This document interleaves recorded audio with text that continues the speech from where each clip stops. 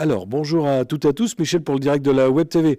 On est aux ateliers culturels, on vous en dit plus dans quelques instants. Pour l'instant, on accueille Jean-Marie. Jean-Marie, bonjour. Bonjour Michel.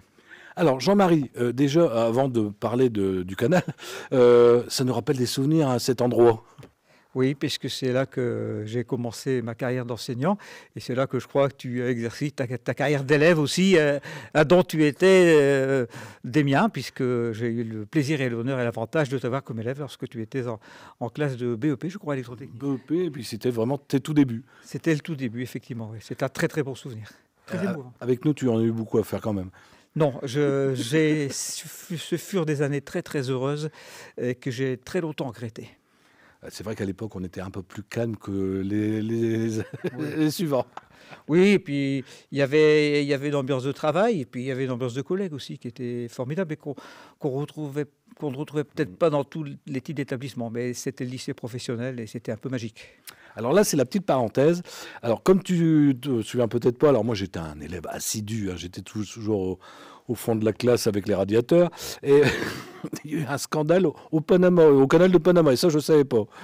Oui, effectivement, c'est étonnant parce que les Français ne savent pas toujours qu'il y a eu, au XIXe siècle, le plus grand scandale politico-financier que la France ait jamais connu et qui ne s'est pas retrouvé à ce niveau par la suite.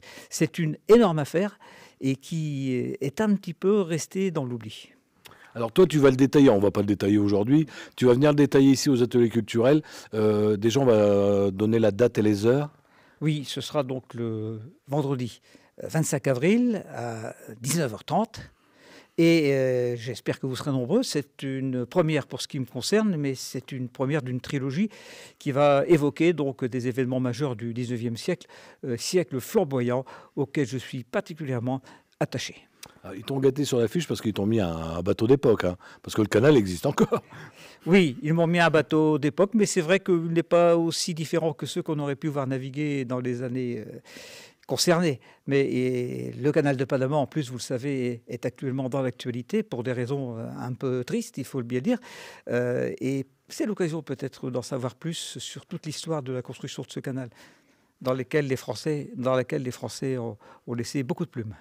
Alors, pour les gens qui nous regardent, alors moi, je te connais depuis des années. Ça va pas être tu vas pas parler comme ça non-stop, ça va pas être strict. Parce que toi, je te connais, tu as un petit note d'humour, ça va pas être sérieux. Non, ce ne sera pas une séance d'hypnose collective. Et rassurez-vous, vous ne devriez pas vous endormir, car j'ai, pour ma part, le plaisir, l'honneur et l'avantage de présenter assez souvent des spectacles musicaux, des spectacles artistiques, de théâtre. Et je sais ce que c'est qu'une réunion et une conférence soporifique. Je vais faire, comme on dit, tout mon possible pour éviter ce genre d'écueil. De toute façon, le sujet est en lui-même suffisamment passionnant, avec des rebondissements, avec du suspense. C'est digne d'une série qu'on verrait passer sur les grandes plateformes. Tu vas être le détective privé de Caudry. Oui, détective privé, bon, on va pas être aussi ambitieux parce que on a presque tous les ressorts de cette affaire maintenant. Et croyez-moi, quand on verra les conclusions, c'est une tragédie en fait, une véritable tragédie. Ça t'a pris du temps pour préparer la conférence ? Oui, pour ce type de conférence qui est assez fouillé, détaillé, où il faut vérifier les sources et il faut assurer une présentation assez attrayante, il faut compter 1 an de travail. Oui, quand même.